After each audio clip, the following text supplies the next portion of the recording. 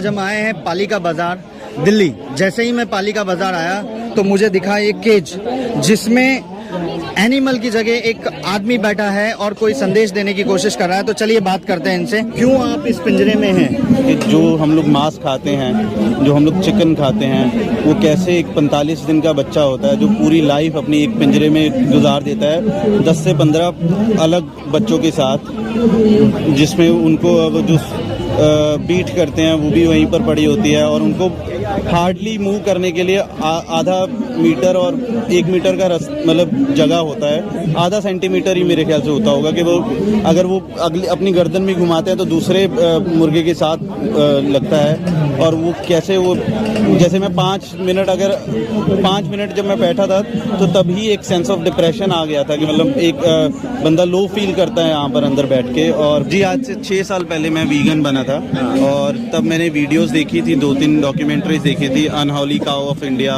और डोमिनियन करके। वहाँ पर मैंने डॉक्यूमेंट्रीज देखी और उससे मेरे को प्रेरणा मिली कि कैसे हम लोग जानवरों को नुकसान पहुँचाते हैं। तो लेदर मैं पहले नहीं पहनता था क्योंकि मेरे को पता था कि उसमें क्रूरता होती है, लेकिन दूध का मेरे को नहीं पता था। भैंसें सारी कटती हैं, हर स्टेट में वो लीगल है उनका कटना। श्री कृष्ण भगवान को गायों से जोड़ा जाता है, ग्वाला कहा जाता है, माखन चोर कहा जाता है, दूध पीने वाला कहा जाता है। और आप कह रहे हैं कि ये दूध जो है कहीं ना कहीं हम उससे जीवों को प्रताड़ित कर रहे हैं। मतलब बैक में हम लोग हाथ घुसा देते हैं, गर्म सिलाई से उनको इंसेमिनेट करते हैं। उनके बछड़ों को हम लोग कटने के लिए नहीं भेजते थे। तो उनके समय में और इस समय में बहुत फ़र्क है। तो हम लोग मतलब कृष्ण जी तो बहुत और भी अच्छी चीज़ें करते थे, हम लोग वो भी नहीं करते हैं। तो हम लोग बस जो लोग सिर्फ उस चीज़ को बहाने के लिए यूज़ करते हैं। बछड़ों को पिला दिया जाएगा तो कहीं ना कहीं बछड़ों को तकलीफ होगी। उनको एक लिमिट तक दूध की आवश्यकता होती है जो गाय कहीं ना कहीं रोक लेती है अपने शरीर में। उसके बाद बछड़ों को छोड़ दिया जाता है वो दूध पीने के लिए। होता है, मैं बताता हूँ जी। एक तो हम लोग जो गाय होती है उसको इंजेक्शंस देते हैं ऑक्सीटोसिन के, जिनसे उनकी दूध देने की क्षमता बढ़ जाती है।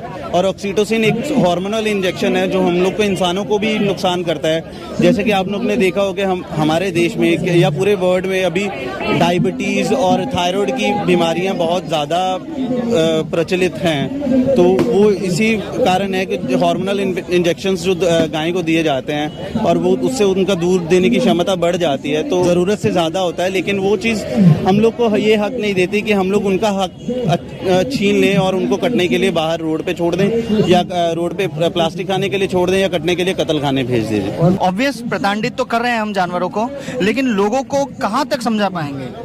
बूंद बूंद से घड़ा भरता है।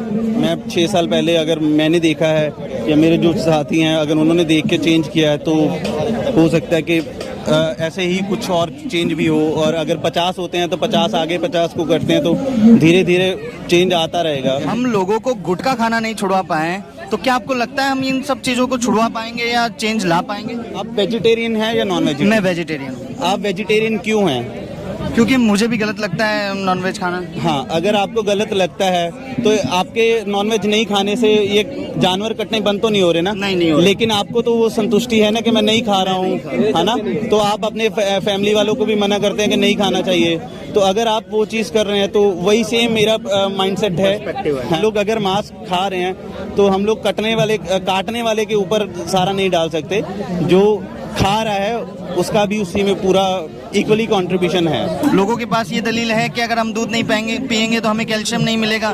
एक ना मार्केटिंग गिमिक है कि हम लोग को कैल्शियम दूध से मिलता है। हम लोग चने से भी मिल जाता है और पालक भी मिल जाता है और भी हरी सब्जियां और बहुत चीज़ें हैं जिससे हम लोग को कैल्शियम मिल जाता है।